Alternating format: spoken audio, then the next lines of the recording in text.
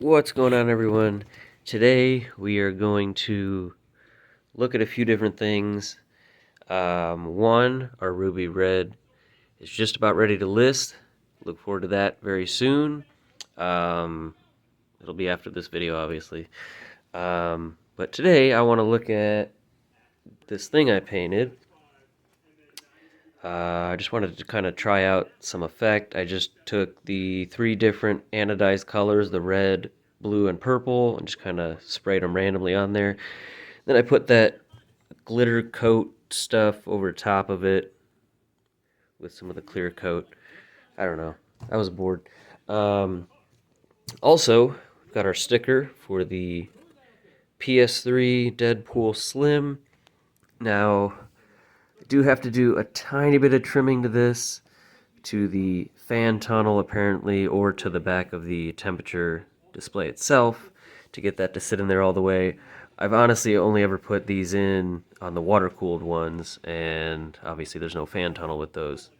Also, I'm not sure what came through on that final coat here, just in this one spot. It looks like a fingerprint, but that was just there after it cured, so I'm going to see if I can just touch that up a little bit, blend it in.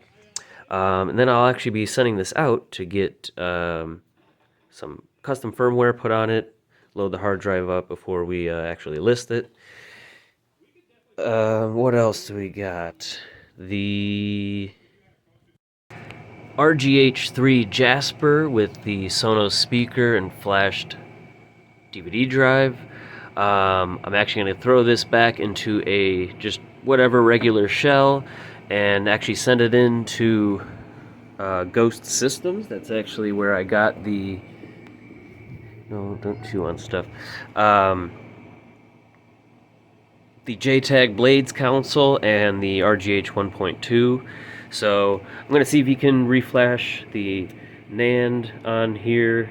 As we know, it seems to be that like half brick where you power it on, and it just, like, you can see the fans kind of flickering, kind of like the Yoda one as it tries to boot up. But this one isn't supposed to do that. It's got instant boot. For some reason, all I did was swap out the Talos Moon fan, and it started acting that way. And I also noticed his ring of light board didn't seem to be in there all the way. Now, I should say that I did not get this one from him. This was from somebody else on Etsy that, judging by some of the soldering points and stuff, it's not the best job, so I'm just going to have him go over that since I'm sending him something else anyway. Yeah, and then we will see about loading some custom audio files on here, because I was under the impression when I bought this it said Chewbacca sounds, and I was going to use it in a Star Wars build, but it just has the R2-D2 noises, the same as the Slim Special Edition. So yeah, I want to look into that more and actually put in, if we can, maybe use this one as the Optimus Prime build and put those sounds on there. So alright, so now let's look at this Nintendo Wii for a second. Is there any interest in a custom firmware Wii that's fully loaded with pretty much the whole NES library, a bunch of SNES, a bunch of Wii games and everything, and put it in either this shell, although I don't know if I would want to part with this one. This is my personal one. Mainly this here. You just can't get this anymore. This is from the Hot Rock case, so is the backside. Now these ones you can get on eBay still, these clear red, they got smoke clear and a few other colors. And then XCM actually still has a full chrome Wii shell, as well as the PS3 Slim. So, I don't know, maybe I kind of want to do something with that. I think that'd be cool. I originally was hoping I could have the Chrome PS3 alongside these two, and we got one of each of that generation, all with red and Chrome stuff going on. But yeah, I don't know. We'll see. Let me know if that's something we'd want to do, because I've never technically done a custom Wii besides the shell. And then this Hot Rock case actually there's a temperature readout, and there was LEDs, that would change color according to the temperature, but pretty quickly this just stopped working on here. So, all right, sorry, my DoorDasher was calling me. Okay, yeah, so let's actually go ahead and get this taken care of really quick because I want to get this ready to ship out tomorrow. So, I don't really want to trim the monitor itself because these are just very delicate, very easily broken. I think I can, there's enough room between the edge of the fan tunnel and the edge of the fan blades where I can cut a little section out of that side of the fan tunnel and just maybe even take that piece and flip it around so that it goes in a little bit instead of outwards. That way it's still sealed up and has the same airflow as factory, and this will be able to slide in all the way. So yeah, we only need that little bit. And I couldn't go farther this way because of the tabs on the front that hold the front of the shell on. So yeah, that's why that's there. But other than that, everything seems to be great with this system. So before we sell it, I want to get it sent out, get the hard drive fully loaded up, and yeah. So yeah. Okay, and let's look at this faceplate. So I put a different thing in there, and it's really hard to line it up. But see that there. But yeah, basically these slide out, and I've never actually had one of these before. These were brand new. This was Optimus Prime one. And you see all these extra things it came with. This was the one that was pre-installed in it. You can see the shape is still there. And yeah, really cool. It's got the logo there in the center. So basically it's a double layer faceplate. So you can see how it sticks out a little bit from the factory shell. There's kind of a lip there. And basically it's a white faceplate, and then you put the cardboard there, and then there's this clear piece that goes over top. And then the bottom there is also chrome. That is why these are indented a little bit. So there's a lip there because of this plastic piece. And then it's also got the chrome. Not the same button as the Icon Chrome faceplates. For the sync button, the Icon Chrome has, this kind of rounded. But yeah, these are chrome.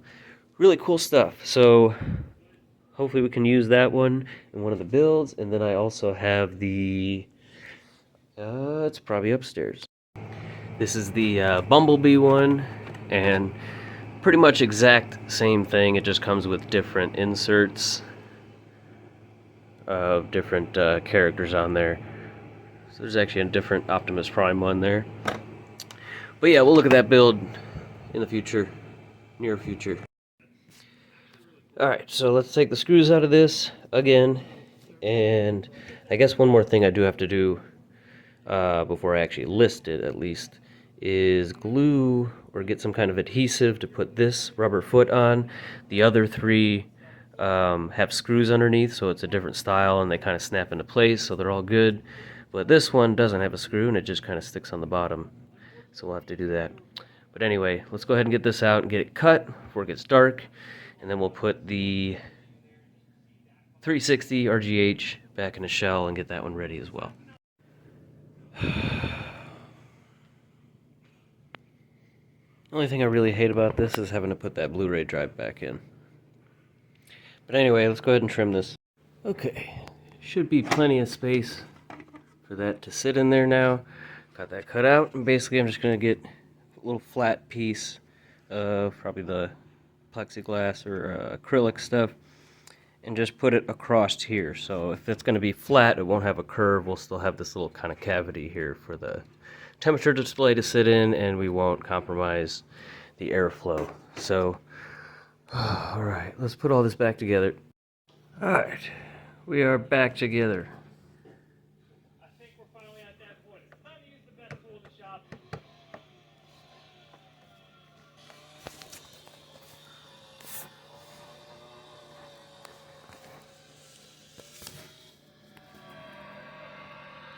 Perfect. Now let's plug it in, make sure we're all good, and then this one's ready to ship.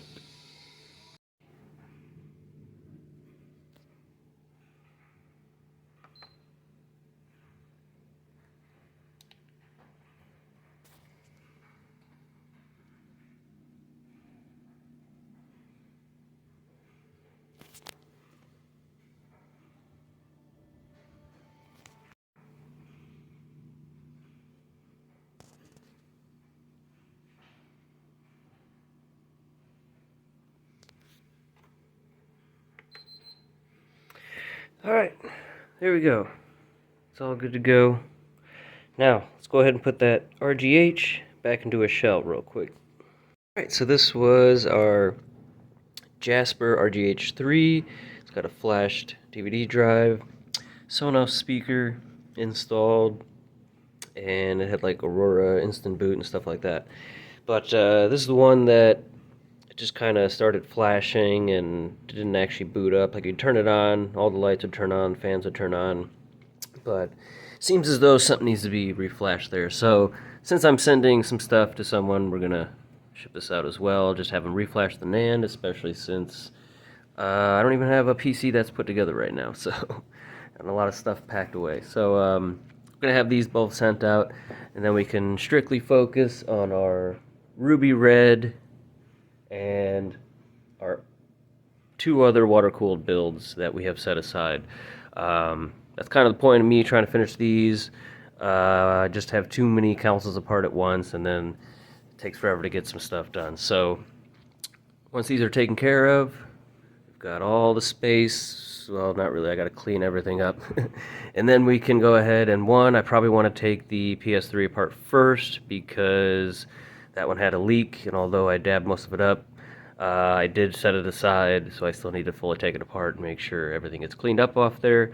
But anyway, in the meantime, might as well make this interesting for him. Obviously, I just need to put it back in a shell so that he's got something to, use. I obviously don't want to ship just this, so might as well make it interesting, throw some random panels on there, and at least make sure it's not going to get mixed up with anything else. So let's go ahead and throw this one on here that I just painted.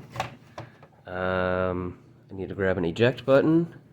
I've got some random, this is from the ruby red in place of the hard drive, which is why I went with the chrome and stuff on there, because I knew it didn't have a hard drive shell that matched the shell, but I knew there was a chrome ones available, and that's kind of where that whole build came from.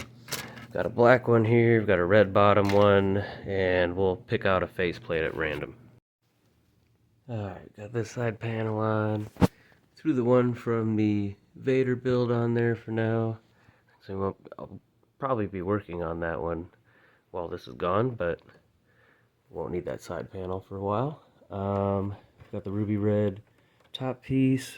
We'll go ahead and throw the ruby red faceplate on there, and then when he gets it, we'll act like he cracked my ruby red faceplate. But yeah, that was already there. I don't know if I ever actually showed that, but the very first time I went to very carefully remove the faceplate after test fitting it, it just immediately snapped right there, like super easy. So yeah, that sucked, but I had at that point already planned on using the chrome faceplate, and we still used the button and doors from it on there, and I think that just looks fantastic. I love the red power button on the chrome, and you know what?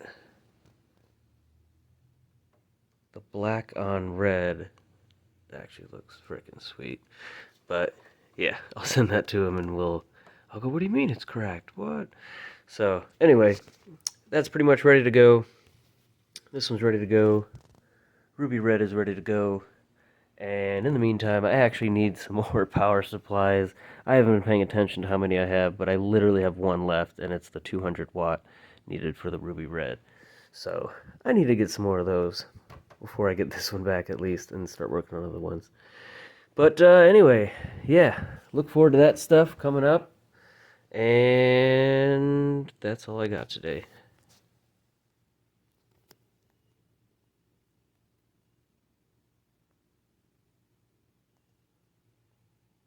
See you later.